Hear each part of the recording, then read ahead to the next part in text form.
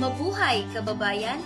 Nandito tayo ngayon sa OWA Mobile App Registration Tutorial. Paano mag-login sa iyong OWA Mobile App?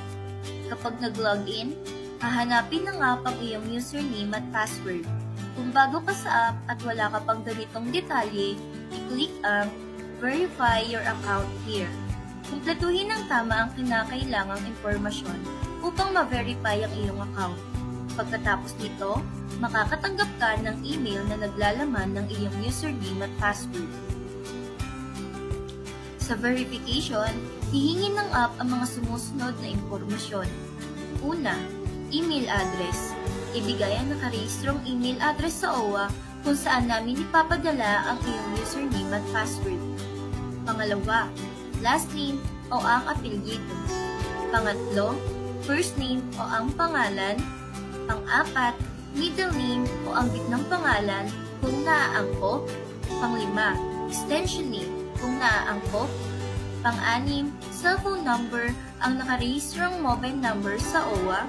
At panghuli ay ang birth date o ang araw ng iyong kapanganakan. Pagkatapos nito, i-click ang Verify upang isumite.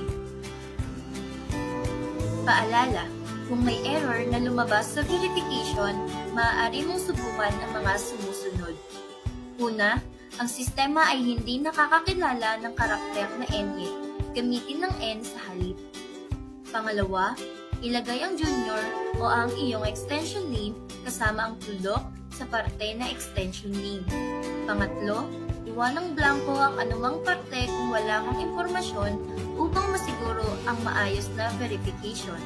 At panghuli, para sa parte ng petsa ng kapanganakan, isulat ang petsa sa format na buwan, araw, taon, at hayaang ipakita ito ng sistema ng tama. Para sa anumang issue o karagdagang concern, mangyaring i-email kami sa mobile app at owa.gov.ph. Pagkatapos ng verification, makakatanggap ka ng prompt sa iyong screen na nagsasabing na verify na ang iyong membership. Isang email na naglalaman ng iyong username at password ang ipapadala sa email na iyong ibinigay. At ngayon ay maaari ka nang mag-login upang ma-access ang iyong OWA mobile app account gamit ang username at password na ipinadala namin sa iyo.